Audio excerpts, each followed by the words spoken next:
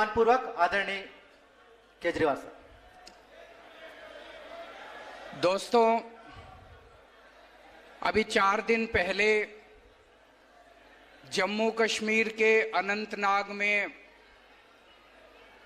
आतंकवादियों के साथ मुठभेड़ करते हुए हमारे देश के 3 आर्मी ऑफिसर्स शहीद हो गए और कल एक चौथे आर्मी ऑफिसर जो कि जख्मी हुए थे, उन्होंने भी अस्पताल में दम तोड़ दिया।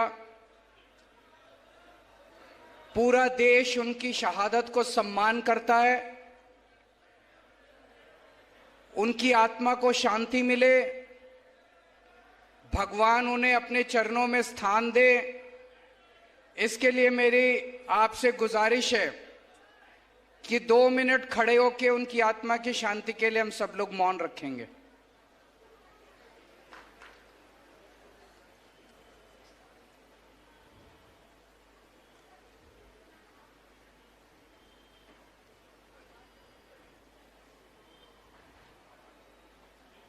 ओम शांति शांति।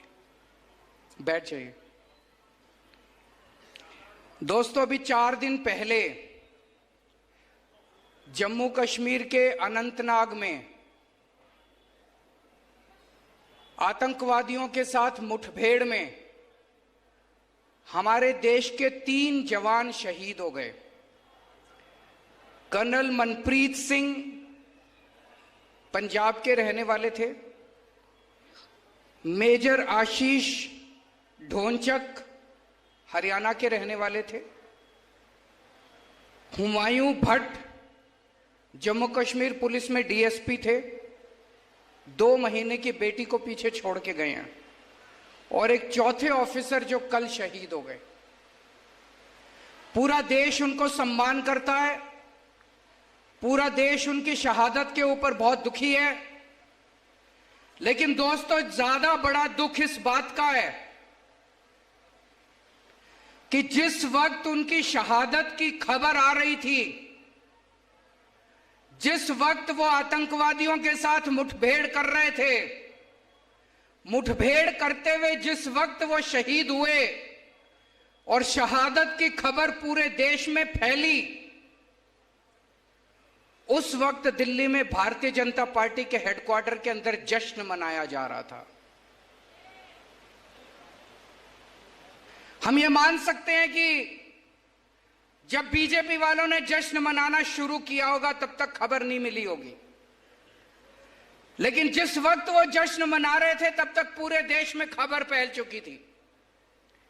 देश के प्रधानमंत्री, देश के रक्षा मंत्री, देश के गृह मंत्री, तीनों वहां पे बीजेपी हेडक्वार्टर में मौजूद थे और जश्न मना रहे थे। टीवी पे चल रहा था कि वहां पे हमारे 3 आर्मी ऑफिसर्स शहीद हो गए। क्या जश्न को रोका नहीं जाना चाहिए था? जश्न को बीच में रोकना नहीं चाहिए था? क्या जश्न मनाना सही था? पूरे देश को बड़ा दुख हुआ। मैं देख रहा हूं आज 1 लाख से ज्यादा लोग यहां मौजूद हैं। दूर तक, जहां तक नजर जा रही है, लोग मौजूद हैं। बारिश बार बार आ रही है, लेकिन लोग भी डटे हुए हैं। अभी तक लोगों के सर दिखाई दे रहे थे, अब कुर्सियां दिखाई दे रही है। सबने अपने सर पे कुर्सियां रख ली। आपको मैं नमन करता हूं, आपका शुक्रिया अदा करता हूं दिल से कि आप लोग यहां डटे हुए हैं। और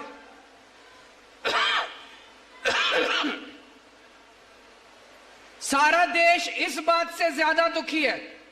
हमारा पहला दुख है कि हमारे 4 आर्मी ऑफिसर्स शहीद हो गए। हमारा दूसरा बड़ा दुख है कि हमारे देश, जब वो हमारे जवान, हमारे आर्मी ऑफिसर शहीद हो रहे थे और मुठभेड़ में मारे गए, हमारे देश के प्रधानमंत्री, गृह मंत्री और डिफेंस मिनिस्टर जश्न मना रहे थे। तीसरा बड़ा दुख है, आज 4 दिन हो गए इस बात को, 4 दिन दिन पहले वो मुठभेड़ में शहीद हुए थे, अभी तक प्रधानमंत्री ने उनके दुख में 2 शब्द नहीं बोले हैं, एक ट्वीट नहीं किया। हर चीज पे ट्वीट करने वाले प्रधानमंत्री, हर चीज पे ट्वीट करने वाले गृह मंत्री, हमारे देश के 3 जवान शहीद हो गए आतंकवादियों से मुठभेड़ करते करते। क्या मजबूरी है? आपके मुंह से जबान क्यों नहीं निकल रही है? आपको क्या दुख नहीं होता? इनको देश से कोई लेना देना नहीं है। अभी थोड़े दिन पहले सारी देश की 28 विपक्षी पार्टियों ने मिलकर एक गठबंधन बनाया। सुना आप लोगों ने? एक गठबंधन बनाया देश की 28 पार्टियों ने मिलकर, उसका नाम रखा इंडिया। 28 पार्टियों ने मिलकर गठबंधन बनाया, उसका नाम रखा इंडिया। इन लोगों को इतनी चिड़ मची, ये बीजेपी वाले इतने बौखला गए, बोले हम भारत का नाम बदलेंगे, अब इंडिया नहीं बोलेंगे। अरे तुम्हारे पिताजी का इंडिया, 140 करोड़ लोगों का इंडिया है, 140 करोड़ लोगों का इंडिया, तुम्हारे पिताजी का इंडिया नहीं है। इंडिया हमारे दिल में बसता है, भारत हमारे दिल में बसता है, हिंदुस्तान हमारे दिल में बसता है। अरे किस किस के दिल से निकालोगे तुम इंडिया? एक बार जोर से सारे जने बोल दो, I love my India, I love my India, I love my India. हम अपने भारत से प्यार करते हैं। भारत माता की, भारत माता की। हम अपने हिंदुस्तान से प्यार करते हैं। सारे जहां से अच्छा। मैं बीजेपी वालों को चैलेंज करना चाहता हूं, हिम्मत है तो इंडिया का नाम बदल के दिखाओ तुम। 140 करोड़ लोगों का इंडिया है, 140 करोड़ लोगों के दिल में बसता है इंडिया। थोड़े दिन पहले तक, पिछले साल तक ये लोग प्रोग्राम चलाते थे, digital India, stand up India, क्या क्या था, make in India, skill India, है जी, ले देखो इंडिया। ये इतने प्रोग्राम चलाते थे इंडिया इंडिया पे। ऑपोजिशन वालों ने अपना नाम इंडिया रख लिया तो कहते हैं हम इंडिया नाम बदलेंगे। कल हम लोग अपना नाम भारत रख लेंगे तो तुम भारत का भी नाम बदलोगे।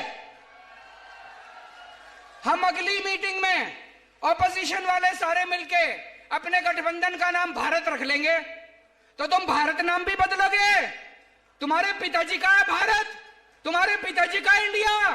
खबरदार अगर तुम लोगों ने इंडिया का नाम बदलने की हिम्मत की तो 140 करोड़ लोग उठ के बीजेपी वालों को इस देश से बाहर भगा देंगे।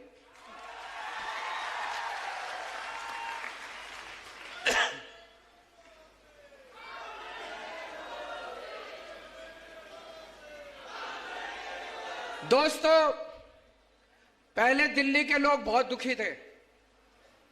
एक बार ये पार्टी, एक बार वो पार्टी, एक बार ये पार्टी, दोनों ने सेटिंग कर रखी थी, 5 साल तुम, 5 साल हम, 5 साल तुम, 5 साल हम। पंजाब के लोग बहुत दुखी थे, वहां भी एक बार ये पार्टी, एक बार वो पार्टी, एक बार ये पार्टी, एक बार वो पार्टी। दिल्ली के लोगों ने तय कर लिया अब दोनों पार्टियों का बेड़ा गर्क करो।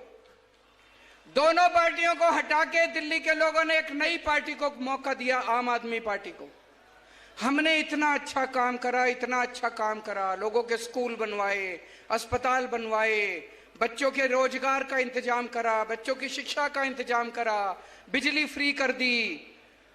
3 बार लोगों ने जम के बहुमत दिया हमको, 3 बार, तीसरी बार सरकार बन गई हम लोगों के पंजे।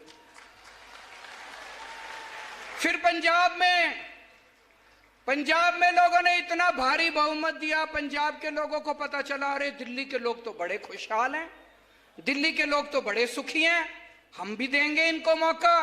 पंजाब के लोगों ने मौका दिया। अभी मैं 3 दिन पंजाब का दौरा करके आ रहा हूं। पंजाब के लोग भी बहुत खुश हैं, वहां भी स्कूल बनने लग गए, अस्पताल बनने लग गए, लोगों का इलाज मुफ्त होने लग गया, पंजाब में बिजली मुफ्त हो गई।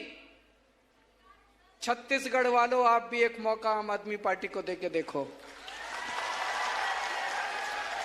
इन दोनों पार्टियों को भूल जाओगे, मैं कह रहा हूं। एक मौका दे दो, अगले 50 साल तक आप इन दोनों पार्टियों को वोट नहीं दोगे, मेरा चैलेंज है। मैं आज आपको 10 गारंटी देके जा रहा हूं।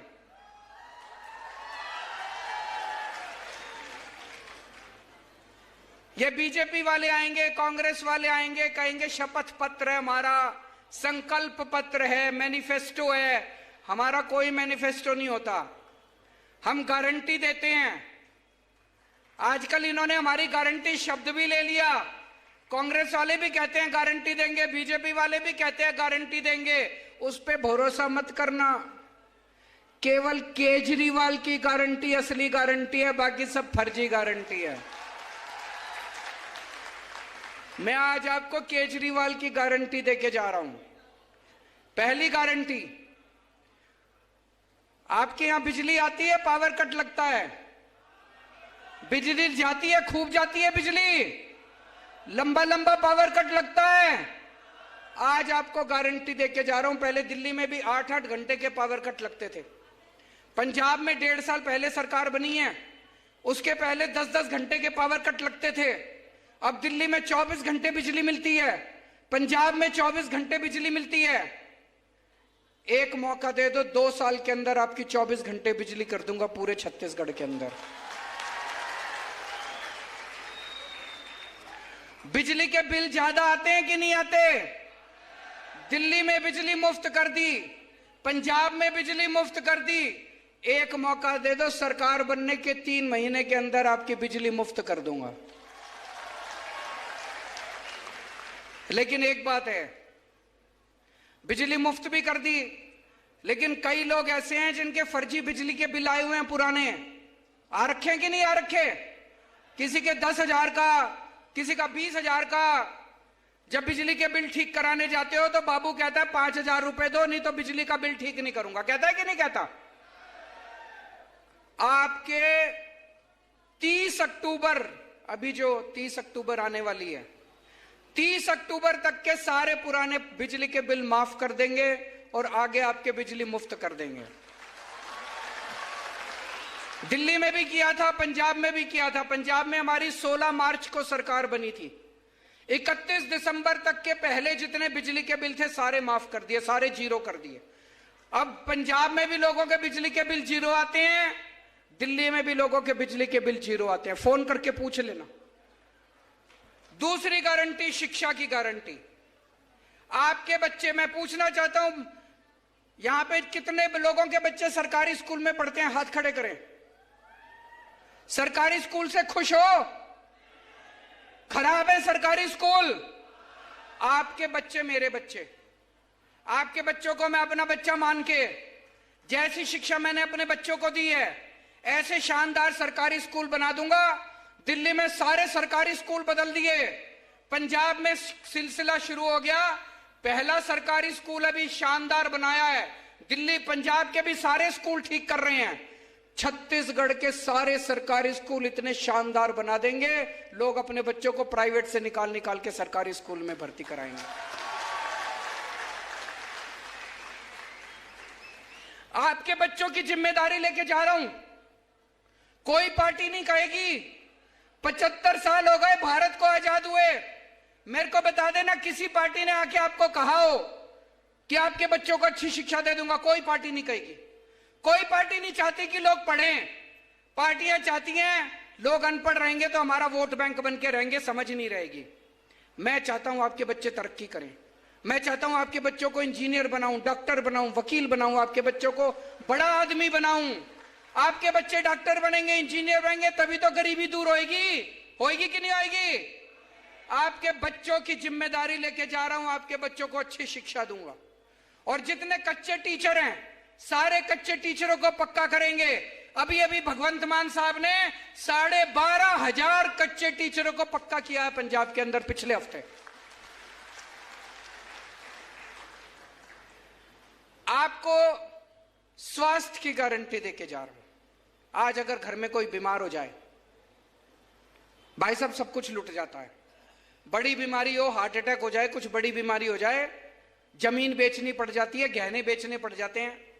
और बड़ी बीमारी तो छोड़ो, अभी हमारे छत्तीसगढ़ के अध्यक्ष बता रहे थे कि कैसे अगर छोटी बीमारी भी हो, प्रसव भी हो, तभी खाट के ऊपर लेके उसको दूर तक अस्पताल लेके जाना पड़ता है। अस्पताल आसपास गांव के अंदर कहीं नहीं है कि नहीं है? दोस्तों, आपके परिवार के अंदर अगर कोई भी बीमार होगा, चाहे कितनी छोटी बीमारी हो, चाहे कितनी बड़ी बीमारी हो, उसकी जिम्मेदारी मेरी। सबका इलाज मुफ्त कराऊंगा, सारी दवाइयां मुफ्त, सारे टेस्ट मुफ्त, सारा ऑपरेशन मुफ्त।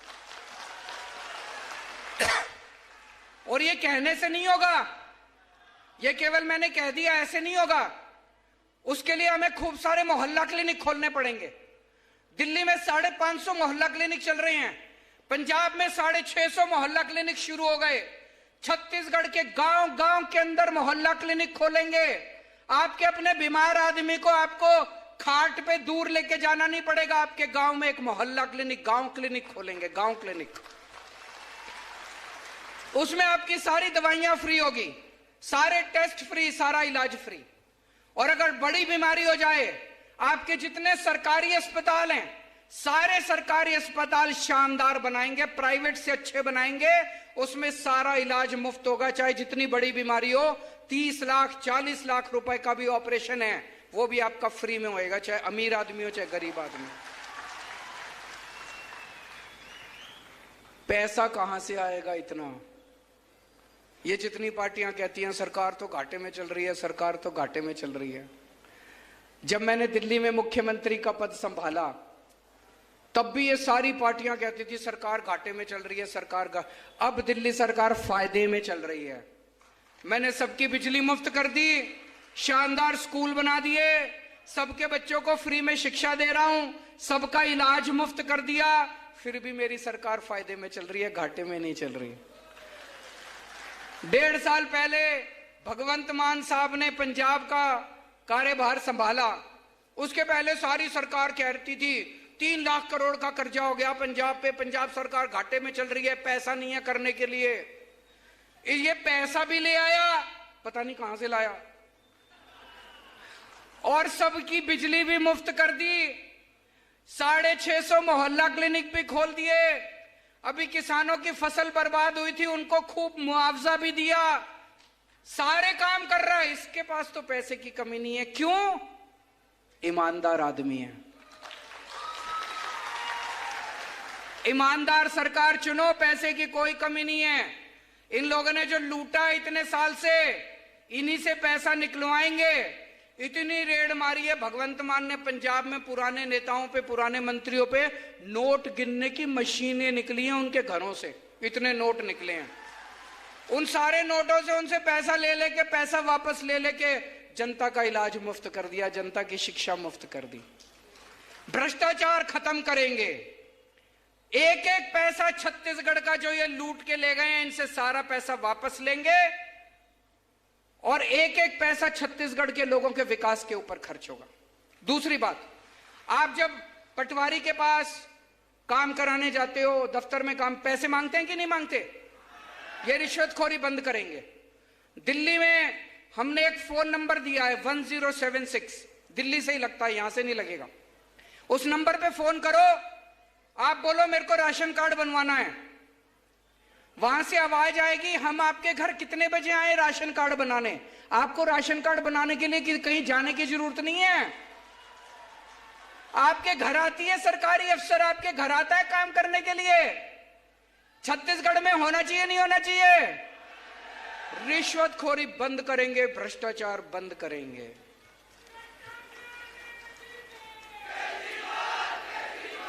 रोजगार का इंतजाम करेंगे अपने बच्चों के लिए। आज हमारे इतने सारे युवा यहां पे बेरोजगार घूम रहे हैं। दिल्ली में हमने लगभग 12 लाख बच्चों के लिए रोजगार का इंतजाम किया, 12 लाख बच्चों के लिए।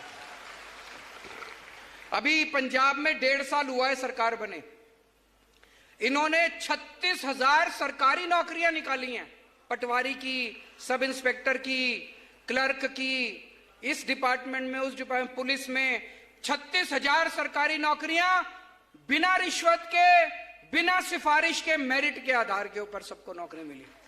मैं देख रहा था सोशल मीडिया पे, गांव गांव के अंदर पंजाब में ढोल बजा रहे हैं, हमारे गांव के लड़के को नौकरी, सरकारी नौकरी मिल गई, हमारे गांव के लड़के को सरकारी नौकरी मिल गई। क्यों ढोल क्यों बजा रहे हैं? पहले सबको पता था रिश्वत देके होती थी, बिना रिश्वत के गरीबों के बच्चों को, आम लोगों के बच्चों को सरकारी नौकरियां मिल रही हैं। छत्तीसगढ़ में भी आपके लिए नौकरी का इंतजाम करेंगे। अभी 3 लाख प्राइवेट नौकरियों का इंतजाम किया है भगवंत मान ने, 3 लाख। 36,000 सरकारी नौकरियां दी हैं, 3 लाख प्राइवेट नौकरियों का इंतजाम किया है। और जब तक आपके लिए भी, आपके बच्चों के लिए भी नौकरी का इंतजाम करेंगे, और जब तक नौकरी नहीं मिलती तब तक 3,000 रुपए हर महीने बेरोजगारी भत्ता दिया जाएगा हर बेरोजगार को। जितनी हमारी मां बहनें हैं, 18 साल से ऊपर की हर महिला को 1,000 रुपए महीना उनके खर्चे के लिए दिया जाएगा। हमारी बेटियां हैं, कॉलेज जाना है, कॉलेज जाने के पैसे नहीं है, कई लड़कियों की पढ़ाई छूट जाती है, उनकी कॉलेज की पढ़ाई पूरी हो जाएगी। कोई महिला है, गृहिणी है, घर में पैसे की कमी है, बच्चे को, छोटे बच्चे को दूध नहीं पिला पाती, 1,000 रुपए महीना होगा, दूध पिला लेगी अपने बच्चे को। माँ है, कोई बेटी आती है घर, माँ का मन करता है बेटी के हाथ में पैसे रख दूं, उसके पास पैसे नहीं है, बेटे की तरफ देखती है। अब उसको, माँ को किसी बेटे से पैसे लेने की जरूरत नहीं है, अब वो अंदर जाएगी, अपनी पोटली से आम आदमी पार्टी वाले 1,000 रुपए निकालेगी और उसके हाथ में रख देगी, अपनी बेटी के हाथ में। दिल्ली में हम सबको तीर्थ यात्रा कराते हैं, अयोध्या ले जाते हैं, हरिद्वार ऋषिकेश ले जाते हैं, द्वारकाधीश ले जाते हैं, रामेश्वरम ले जाते हैं, साईं बाबा ले जाते हैं, मथुरा वृंदावन ले जाते हैं, पुरी ले जाते हैं। बुजुर्गों को तीर्थ यात्रा कराते हैं, आना जाना, खाना पीना, रहना सब फ्री। घर से बस लेके जाती है, ट्रेन में बिठाती है, एसी ट्रेन में ले जाते हैं, एसी होटल में रुकवाते हैं, सारा कुछ फ्री। इतना आशीर्वाद देते हैं बुजुर्ग, इतना आशीर्वाद देते हैं।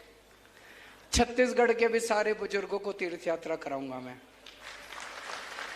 जहां कहोगे वहां ले जाएंगे, जिस तीर्थ यात्रा पे आपका मन करता है वहां लेके जाएंगे। अगर कोई दिल्ली का या पंजाब का रहने वाला कोई पुलिस वाला शहीद हो जाए, दिल्ली में पहले उसकी विधवा को एक सिलाई मशीन देती थी सरकार, ये तो अपमान है। अगर कोई पुलिस वाला अपनी ड्यूटी करते हुए शहीद होता है, उसकी विधवा को एक सिलाई मशीन मिलनी चाहिए। अगर कोई दिल्ली या पंजाब में रहने वाला कोई सैनिक बॉर्डर पे शहीद हो जाए, हमने अब इंतजाम किया है, कोई भी ऐसे पुलिस वाला या सैनिक शहीद होता है, उसके परिवार को 1 करोड़ रुपए की सम्मान राशि मुख्यमंत्री खुद उनके घर दे के आते हैं। मैं भी उनके घर दे के आता हूं, मान साहब भी उनके घर दे के आते हैं। छत्तीसगढ़ में भी इसको लागू करेंगे। करना चाहिए नहीं करना चाहिए? जितने कच्चे कर्मचारी हैं, मेरे को पता चला खूब हड़ताल पे, 24 घंटे बेचारों को हड़ताल पे रहना पड़ता, सारे कच्चे कर्मचारियों को पक्का करेंगे। 28,000 कर्मचारियों को अभी तक मान साहब ने पक्का कर दिया है पंजाब के अंदर। 28,000 सारे कच्चे कर्मचारियों को पक्का करेंगे और ये ठेका प्रथा बंद करेंगे। और सबसे बड़ी बात, आज ये यहां पे ढेर सारे आदिवासी समाज के लोग आए हुए हैं। देश को आजाद हुए 75 साल हो गए, इन 75 सालों में सबकी तरक्की हो गई, आदिवासी समाज पिछड़ा रह गया। आदिवासी समाज के साथ सौतेला व्यवहार हुआ है। कोई सरकार, आदिवासी समाज जंगलों में रहता है और सारे इन बड़े बड़े नेताओं की, उद्योगपतियों की नजर, गंदी नजर आपके जल, जंगल और जमीन पे रहती है। पेशा कानून कहता है कि उसका मालिकाना हक आपका है, लेकिन यह मालिकाना हक देना नहीं चाहते आपको। पेशा कानून कहता है कि ग्राम सभा सारे निर्णय लेगी, ग्राम सभा जो निर्णय लेगी वो प्रधानमंत्री भी उस निर्णय को नहीं पलट सकता। पेशा कानून में लिखा है, ग्राम सभा सुप्रीम है। आज तक सारी पार्टियों की सरकार आई, किसी ने लागू नहीं किया। क्यों? उनकी नीयत खराब थी, उनकी नजर आपके जल जंगल जमीन और जितने मिनरल्स हैं उसके ऊपर थी। हमारी नीयत साफ है, सरकार बनने के 1 महीने के अंदर पेशा कानून लागू कर देंगे और ग्राम सभा को सारे अधिकार देंगे।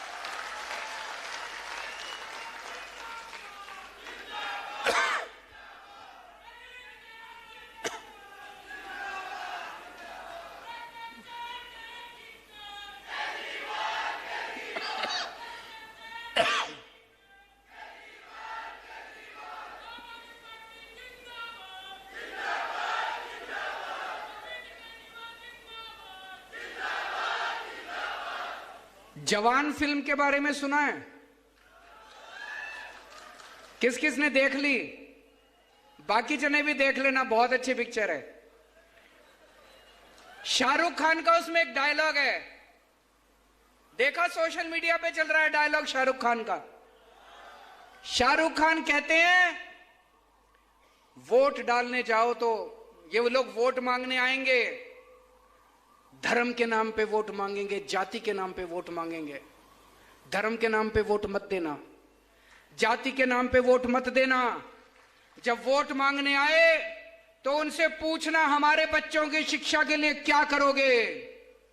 जब वोट मांगने आए तो उनसे पूछना मेरे घर में कोई बीमार हो जाएगा उसके इलाज के लिए क्या करोगे। ऐसा बोलते हैं कि नहीं बोलते शाहरुख खान? सुना है डायलॉग? आज पूरे देश में एक ही पार्टी है जो आपके बच्चों की शिक्षा के लिए और आपके इलाज के लिए काम करती है। कोई पार्टी काम नहीं करती। 75 साल हो गए। इन 75 सालों में अगर इन पार्टियों ने काम कर लिया होता तो हम लोगों को आम आदमी पार्टी बनाने की जरूरत नहीं पड़ती। हम नेता बनने नहीं आए, हमें नेतागिरी करनी नहीं आती, हमें राजनीति करनी नहीं आती। मैं इनकम टैक्स में कमिश्नर था। भगवंत मान साहब बहुत बड़े आर्टिस्ट थे, टीवी पे आया करते थे। हम खुश थे अपनी जिंदगी में। अगर इन पार्टी वालों ने, इन नेताओं ने 75 साल में कुछ कर लिया होता तो शाहरुख खान को जवान बनाने की जरूरत नहीं पड़ती, हमको आम आदमी पार्टी बनाने की जरूरत नहीं।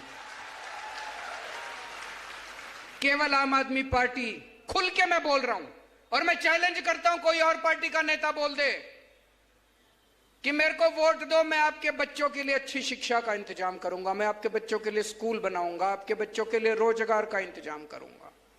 हमें वोट दो, हम आपके लिए अस्पताल बनाएंगे, मोहल्ला क्लिनिक बनाएंगे, आपके घर के लोगों का अगर बीमार होंगे तो उनके इलाज का इंतजाम करेंगे। कोई पार्टी नहीं बोलती है, केवल आम आदमी पार्टी बोलती नहीं है, करके दिखाया है हम लोगों ने। अच्छा एक चीज बताओ, नेता किस टाइम काबू में आता है? चुनाव के टाइम में, है ना? केवल चुनाव के टाइम में काबू में आता है नेता। बाकी 5 साल शक्ल नहीं दिखाते। 5 साल चुनाव के टाइम में आते हैं, आपके सामने आपके पैर भी पड़ते हैं, फोटो भी खिंचाते हैं आपके साथ, आपकी जी हजूरी भी करते हैं, झूठे झूठे वादे करके जाते हैं। अब इनको बड़ी तकलीफ हो रही है, रोज चुनाव होते हैं, कभी विधानसभा चुनाव, कभी लोकसभा चुनाव, कभी पंचायत के चुनाव, कभी निगम के चुनाव, कभी काउंसिल के चुनाव। इनको बड़ी तकलीफ हो रही है, ये रोज रोज जनता में जाना पड़ता है। इनके ऐशो आराम, इन्होंने खूब अय्याशी कर रखी है, इनके ऐशो आराम में फर्क पड़ रहा है। तो अब ये कि जुमला लेके आए हैं, 1 नेशन 1 इलेक्शन। कह रहे 5 साल में एक ही बार करा लेंगे सारे चुनाव, फिर 5 साल ऐश करेंगे, 4.5 साल पूरी दुनिया में घूमेंगे, पेरिस जाएंगे, अमेरिका जाएंगे, कनाडा जाएंगे, न्यूयॉर्क जाएंगे, टोक्यो जाएंगे, खूब घूम घाम के 4.5 साल बाद आएंगे, फिर आपके सामने हाथ जोड़ के खड़े हो जाएंगे। कह रहे 1 नेशन 1 इलेक्शन कभी मत होने देना। मैं तो कहता हूं हर महीने चुनाव होने चाहिए ताकि आपके बीच में आते रहे नेता। होना चाहिए कि नहीं होना चाहिए? ये इनकी नीयत खराब है, इनके दिल में खोट है, काला है इनके दिल में, जो कह रहे हैं 1 नेशन 1 इलेक्शन। अरे वन नेशन वन इलेक्शन नहीं होना चाहिए, one nation one education, one nation one education. अमीर के बच्चों को जैसी शिक्षा मिलती है, मेरे गरीब के बच्चों को भी वैसी शिक्षा मिलनी चाहिए। एक जैसी शिक्षा चारों होनी चाहिए कि नहीं होनी चाहिए? जिस स्कूल में अमीरों के बच्चे पढ़ते हैं, जैसी शिक्षा अमीरों के बच्चों को मिलती है, ऐसे ही सरकारी स्कूल होने चाहिए। ऐसी शानदार शिक्षा मेरे किसानों को और मजदूरों को, आदिवासियों को, दलितों को वैसी शिक्षा मिलनी चाहिए। मिलनी चाहिए कि नहीं मिलनी चाहिए? हमें वन नेशन वन इलेक्शन नहीं चाहिए, हमें वन नेशन वन एजुकेशन चाहिए। मेरे साथ जोर से बोलो, one nation one education, one nation one education. हमें वन नेशन वन स्वास्थ्य चाहिए। जैसा इलाज अमीरों को मिलता है, वैसा इलाज गरीबों को भी मिलना चाहिए। मेरे घर में कोई बीमार हो, मैं दर दर की ठोकरें खाता हूं, पैसे नहीं है मेरे पास, जेवर बेचना पड़ता है, जमीन बेचनी पड़ती है। क्यों? भारत में पैदा हुआ हूं, भारत सरकार की जिम्मेदारी है कि अगर मेरे घर में कोई बीमार हो तो मेरे को अच्छा इलाज मिलना चाहिए। भारत सरकार की जिम्मेदारी है, राज्य सरकार की जिम्मेदारी है। अगर वो जिम्मेदारी पूरी नहीं करते, इस्तीफा दे दें वो लोग। वन नेशन वन स्वास्थ्य चाहिए, एक जैसा स्वास्थ्य होना चाहिए। जैसे इनको फोर्टिस में, मैक्स में, अपोलो में बड़े बड़े अमीरों को जैसा इलाज मिलता है, मेरे सरकारी अस्पतालों में गरीबों को भी वैसा ही इलाज मिलना चाहिए। आज आप इतनी भारी संख्या में आए, इतना प्यार दिया, इतनी मोहब्बत दी। एक मौका देके देखो आम आदमी पार्टी को, आप सारी पार्टियों को भूल जाएंगे।